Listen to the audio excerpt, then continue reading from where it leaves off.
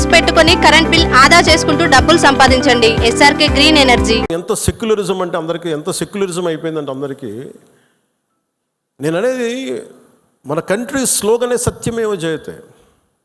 Unlike America, in God we trust అంట. 3 కోట్ల దేవతలు ఉన్న దేశాలలో మన సత్యాన్ని నమ్ముతాం, కానీ మన అమెరికాలాగా ఇన్ గాడ్ వి ట్రస్ట్ ఒక దేవుడిని పెట్టలేదు మన దేశంలో. We're beyond religion, we're beyond God.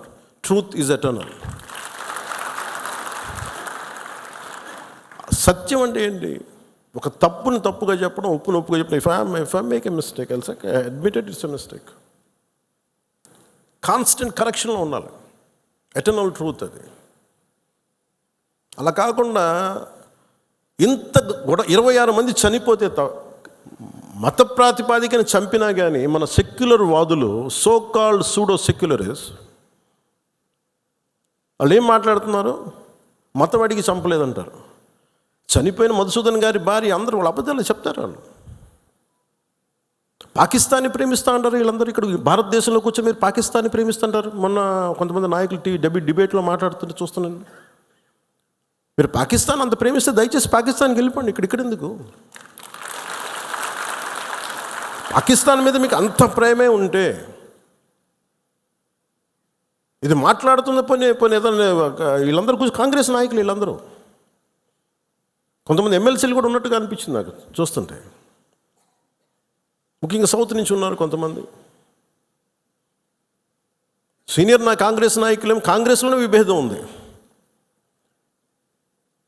మేము వెళ్ళిపోతే మీరు పాకిస్తాన్ని, మీరు భారతదేశంలో దాడి జరిగినప్పుడు భారతదేశానికి నిలబడాలి తప్ప పాకిస్తాన్కి నిలబడతాం మీరు సెక్యులరిజం అంటే అది ఏ ససేమిరా ఎవరు ఒప్పుకోరు. ఇక్కడ ఆ బలం మనం చూపించాలి. మనం ప్రాణాలు పోతే తిరిగి వస్తాయా? ఆయన ప్రాణాలు పోయినాయి. ఆయన బిడ్డల పరిస్థితి ఏంటి? ఆయన భార్య పరిస్థితి ఏంటి? మెరిట్ మీద ఉద్యోగం సంపాదించుకున్న అబ్బాయి, ఒకటే కంపెనీలో నిలబడి ఆ మెరిటోరియస్గా ఎదిగినవాడు. ఒకటే మాట ఆయన మా మిస్సెస్ మాట్లాడుతూ ఉన్నారు, మాకు ఏం ఆశలు లేవు సార్, మేము సింపుల్ ఒక చిన్న మిడిల్ క్లాస్ ఫ్యామిలీ. మేము టీవీల్లో కనిపిస్తామని మా కళ్ళలో కూడా ఉన్నాం, కానీ మా దురదృష్టం ఇలా కనిపించాం మేము టీవీల్లోనే. నా భర్త చనిపోయినప్పుడు ఇలా మేము టీవీలో కనిపించి మా బతుకులు బయటకు వచ్చినాయి. నా భర్త చనిపోయాడు, అది చెప్పుకోవాల్సిన దుస్థితి మాకు వచ్చిందని.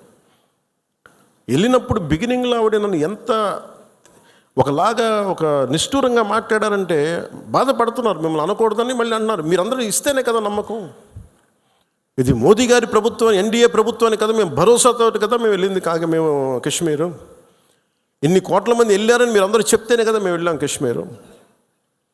మమ్మల్ని ఇలా పెట్టేశారు ఏంటి అనేది ఆవిడ మాట్లాడుతుంటే నాలో మొత్తం భారతదేశ ప్రభుత్వాన్ని చూశారు ఆవిడ. నన్ను ఆ తిట్లు నేను తీసుకున్నాను.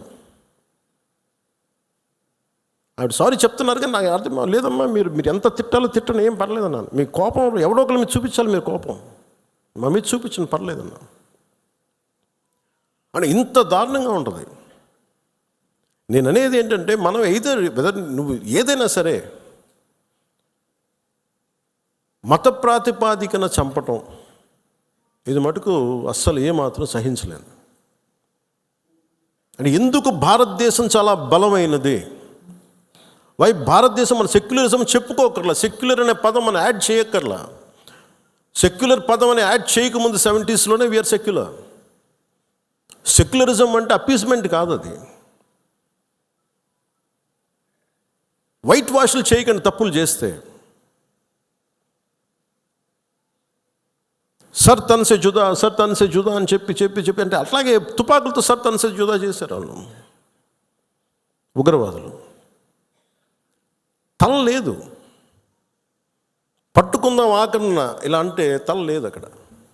మీరు ఊహించుకోగలరా? అది ఈ మాట్లాడే తల లేదు. ఇంత క్రూరంగా చంపేశారు. ఎంత సహనం చూపిస్తాం? తప్పు జరిగినప్పుడు తప్పని చెప్తాం. పాకిస్తాన్కి మనకి ఏంటి తేడా?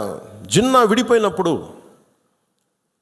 మేము పాకిస్తాన్లో అందరినీ సమానంగా ఆదరిస్తామని చెప్పారు. హిందువులు ఎల్లక్కర్లేదు, ఆదరిస్తామని చెప్పారు.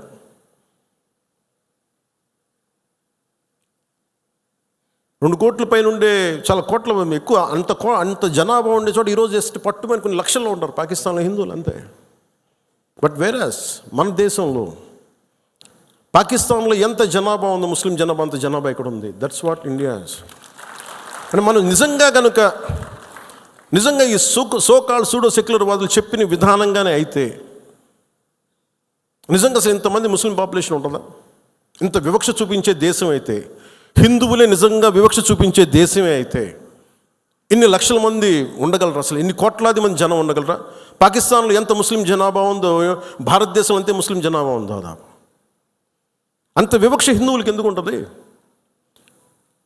హిందూస్ అక్కడెక్కడ కొంతమంది నాయకులు ఉన్నారేమో, మనకు తెలియదు. సంఘటనలు జరుగుతూ ఉంటాయి. మొన్నటికి మొన్న బంగ్లాదేశ్లో హిందువుల మీద దాడులు జరుగుతూ ఉన్నారు, విగ్రహాలు కాల్చేస్తూ ఉన్నారు, దుర్గాదేవి ఆలయాలు కాల్చేస్తూ ఉన్నారు. నేను మాట్లాడుతున్నప్పుడు మనకెందుకు సార్ అంటారు, అక్కడి నుంచి శరణార్థులు వచ్చేస్తారు, అప్పుడు ఇక్కడికే వస్తారు. దేశం మొత్తం అప్పుడు మన స్థానికులకు ఉద్యోగాలు పోతాయి, అప్పుడు మీకు ఓకేనా అన్న. ఆ దేశం బాగుంటేనే మనం ఇక్కడ ఉద్యోగాలు మన వాళ్ళకి ఇవ్వగలం. 2 రాష్ట్రాల మధ్య కూడా, తెలంగాణ కానీ ఆంధ్ర కానీ, ఇక్కడి నుంచి మీరు వచ్చేస్తే మా ఉద్యోగాలు పోతున్నాయనే కదా సెపరేట్ స్టేట్ అయింది. అలాంటిది ఎక్కడి నుంచో శరణార్థులు, వాళ్ళ యుద్ధ పరిస్థితులు వాళ్ళ వాతావరణ పరిస్థితులు బాగలేక మనకు వచ్చేస్తే అది మనకు అదనపు భారం, అది దేశానికి కూడా. అంతేగాని దీంట్లో మన దీంట్లో వివక్ష ఏమి ఉండదు. It's a practicality. Why this country can't afford too much of migration. Already ఇన్ని కోట్ల మంది జనాభా, వీళ్ళకి ఉద్యోగ అవకాశాలు, వీళ్ళకి ఉపాధి అవకాశాలు, వీళ్ళకి విద్యా అవకాశాలు, వీళ్ళకి గృహ అవసరాలు ఇవ్వడమే కష్టం, తపన పడాలి. అలాంటిది ఇంకా అదనంగా ఎక్కడి నుంచో వచ్చేసి వేరే దేశాల నుంచి ఎక్కడ తీసుకుంటాం? అది ప్రపంచం అంతా ఇదే సమస్య ఉంది. సో అలాంటి సమయంలో ఇది మనందరి బాధ్యత. ఇది ఎస్ఆర్కే ప్యాకేజ్డ్ డ్రింకింగ్ వాటర్. ప్రతి బాటిల్లో శుద్ధత, ప్రతి బిందువులో ఆరోగ్యం. మీ ఆరోగ్యమే మా బాధ్యత.